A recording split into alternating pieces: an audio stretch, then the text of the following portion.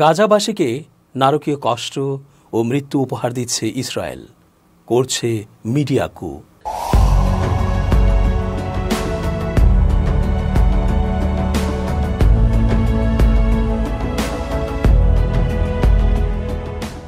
আসসালামু আলাইকুম প্রিয় দর্শক, আশা করছি আল্লাহ পাকের রহমতে ভালো আছেন। চেঞ্জ টিভির আন্তর্জাতিক চোখ অনুষ্ঠানে আমি এস.জে. রতন স্বাগত জানাচ্ছি আপনাদের সকলকে। অন্যের জায়গা, ভূমি, রাষ্ট্র দখল করাকে নেতানিয়াহু মনে করে সবচেয়ে ভালো কাজ। মানবাধিকার লঙ্ঘনকে বলে সন্ত্রাসী নির্মূলের অভিযান। এইভাবে অপরাধ অব্যাহত রেখেই চালিয়ে যাচ্ছে যুদ্ধ। হত্যাসহ গাজায় এমন কোনো নির্যাতনের উপায় তারা বাদ রাখেনি যে অবশিষ্ট কিছু আছে। তারা গাজাবাসীকে সরবরাহকৃত জরুরি প্রয়োজনীয় সেবা উপাদান, পানি পর্যন্ত বন্ধ করে দিয়েছে।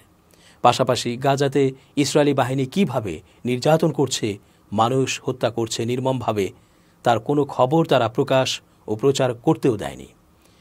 নারকীয়তার এমন এমন দৃশ্য আছে যা বিশ্ববাসী দেখলে ইসরায়েলকে সবাই মিলে খুব লেখেত। তারা যা প্রচার করেছে তার সবই করেছে তাদের পক্ষের সকল খবর, ছবি ও ভিডিও। এটা গাজার বিরুদ্ধে এক ধরনের মিডিয়া কু। পানি সরবরাহ ব্যবস্থা বন্ধ করে ফিলিস্তিনের গাজায় ইসরায়েল গণহত্যা চালাচ্ছে বলে অভিযোগ তুলেছে হিউম্যান রাইটস ওয়াচ HRW। গত বৃহস্পতিবার 19 ডিসেম্বর এক প্রতিবেদনে এই অভিযোগ তোলে মানবাধিকার সংস্থাটি। এছাড়া ইসরায়েলকে অভিযুক্ত করে আন্তর্জাতিক সম্প্রদায়ের প্রতি সুনির্দিষ্ট নিষেধাজ্ঞা আরোপের আহ্বান জানিয়েছে। বৃহস্পতিবার 184 পৃষ্ঠার প্রকাশিত একটি নতুন প্রতিবেদনে নিউ ইয়র্ক ভিত্তিক ওয়াচডগ বলেছে, 2023 সালের অক্টোবরে যখন ইসরায়েল গাজায় তাদের সামরিক আক্রমণ শুরু করেছিল, তখন থেকে ইসরায়েলি কর্তৃপক্ষ ইচ্ছাকৃতভাবে গাজায় ফিলিস্তিনিদের বেঁচে থাকার জন্য প্রয়োজনীয় পর্যাপ্ত পানির প্রবাহ বন্ধ করে দেয়। হিউম্যান রাইটস ওয়াচের মধ্যপ্রাচ্যের পরিচালক লামা ফাকিহ এক সংবাদ সম্মেলনে বলেন, আমরা দেখতে পেয়েছি ইসরায়েলি সরকার উদ্দেশ্যমূলকভাবে গাজায় ফিলিস্তিনিদের তাদের বেঁচে থাকার জন্য প্রয়োজনীয় পানি বন্ধ করে দিয়ে তাদের হত্যা করছে। হিউম্যান রাইটস ওয়াচের ভারপ্রাপ্ত ইসরায়েল এবং ফিলিস্তিনের পরিচালক বিল ভ্যান এসভেল্ড আল জাজিরাকে বলেছেন, সংস্থাটি 115 জনেরও বেশি লোকের সাক্ষাৎকার নিয়েছে এবং তদন্তের অংশ হিসেবে স্যাটেলাইট চিত্র ব্যবহার করেছে। তিনি বলেন, আমরা খুব পুঙ্খানুপুঙ্খভাবে কাজ করেছি এবং আমরা 4টি বিষয় খুঁজে পেয়েছি যা থেকে আমরা বুঝতে পারছি ইসরায়েল ইচ্ছাকৃতভাবে গাজায় পানির সরবরাহ বন্ধ করে রেখেছে। প্রথমত, ইসরায়েল থেকে গাজায় পানি সরবরাহকারী পাইপলাইনগুলো বন্ধ করে দেওয়া হয়েছে। এরপর ইসরায়েল বিদ্যুৎ সরবরাহ বন্ধ করে দেয়, যা গাজায় পানির পাম্প এবং রিজার্ভ চালু রাখতে প্রয়োজন। ফলে পানি শোধন প্ল্যান্ট, পানির কূপ এবং বর্জ্য ব্যবস্থাপনা প্ল্যান্টগুলো অকার্যকর হয়ে পড়ে।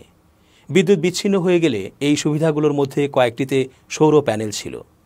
ভ্যান এসভেল্ড বলেন, ইসরায়েলি সামরিক বাহিনী তখন গাজার 6টি বর্জ্য পানি শোধনাগারের মধ্যে 4টিতে প্রবেশ করে এবং তার প্রত্যেকটি বুলডোজার দিয়ে সম্পূর্ণ ধ্বংস করে দেয়। শেষ পর্যন্ত তারা যে কোনো ধরনের মেরামত প্রচেষ্টা বাধাগ্রস্ত করেছে, প্রযুক্তিগত কর্মীদের হত্যা এবং মানবিক সহায়তা সংস্থাগুলোকে পানি সম্পর্কিত সরঞ্জাম আনতে বাধা দিয়েছে। তিনি আরও বলেন, এর মানে হলো আপনি এমন পরিস্থিতি ইচ্ছাকৃতভাবে তৈরি করছেন যা আপনি জানেন যে একটি জনগোষ্ঠীর বৃহৎ অংশকে এর মাধ্যমে হত্যা করা সম্ভব হবে।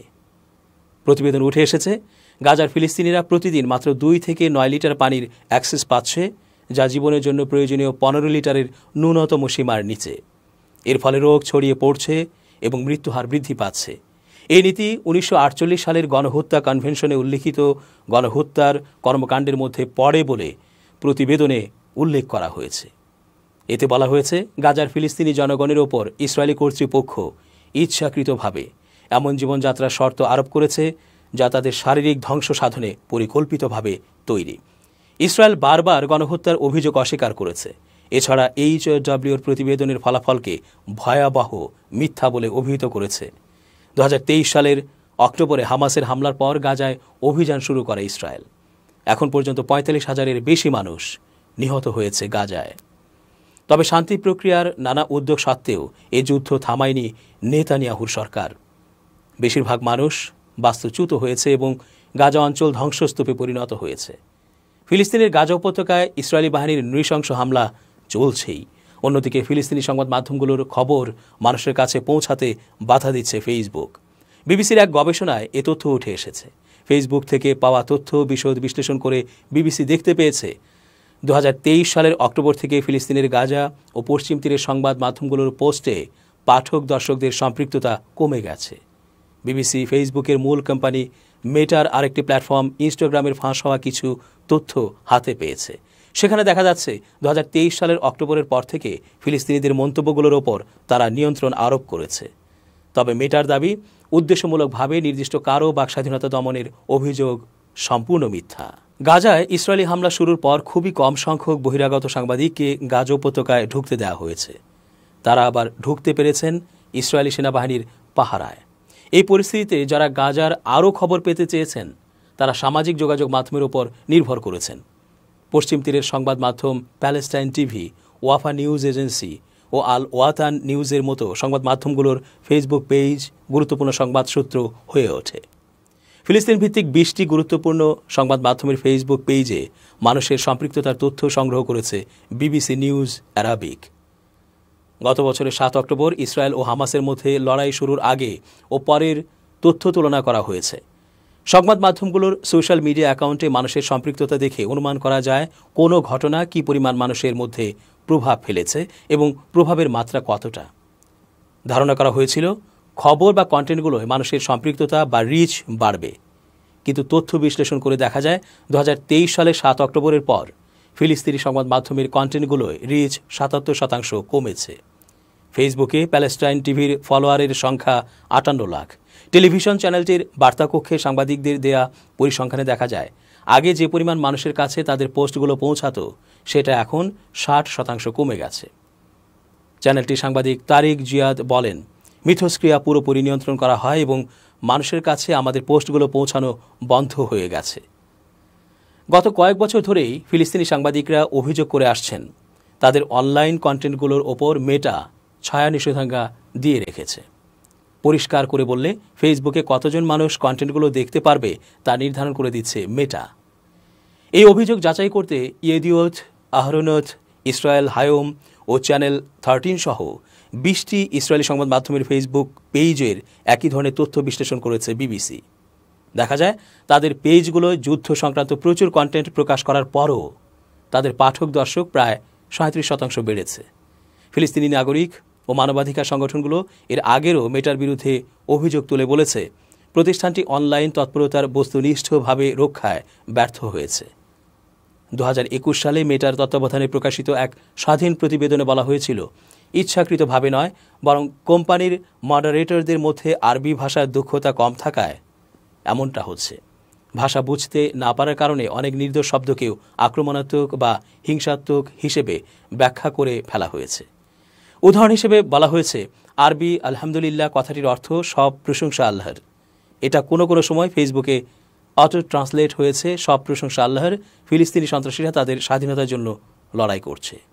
মেটা ভাষা সংক্রান্ত যে ব্যাখ্যাটি দিয়েছে তার সত্যতা জানতে অন্যান্য জায়গা থেকে প্রচারিত বা প্রকাশিত আরবি ভাষার 30টি সংবাদ মাধ্যমের ফেসবুক পেজ নিয়ে একই ধরনের বিশ্লেষণ করেছে বিবিসি। স্কাই নিউজ অ্যারাবিয়া ও আল জাজিরাও রয়েছে এর মধ্যে। বিশ্লেষণে দেখা গেছে একই সময়ে এসব পেজে পাঠকদের সম্পৃক্ততা গড়ে প্রায় 100% বেড়েছে। এ বিষয়ে জানতে চাওয়া হলে মেটা জানায় 2023 সালের অক্টোবরে নেয়া সামরিক নীতিমালার ক্ষেত্রে তারা কোনো ঢাক রাখেনি, বরং তারা মত প্রকাশের স্বাধীনতায় ভারসাম্য রক্ষা করতে গিয়ে চ্যালেঞ্জের মুখে পড়ছে।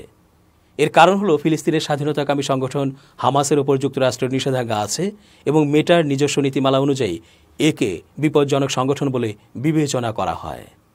প্রতিষ্ঠানটি আরও দাবি করে যেসব ফেসবুক পেজে যুদ্ধ নিয়ে একচেটিয়াভাবে পোস্ট করা হয় সেগুলোর পাঠক সম্পৃক্ততার উপর প্রভাব পড়ার সম্ভাবনা বেশি। মেটার এক মুখপাত্র বলেন, আমরাও ভুল করি, এটা আমরা স্বীকার করছি, কিন্তু ইচ্ছা করে নির্দিষ্ট কোনো কণ্ঠস্বরকে আমরা দমন করি এরকম ইঙ্গিত দ্ব্যর্থহীনভাবে মিথ্যা।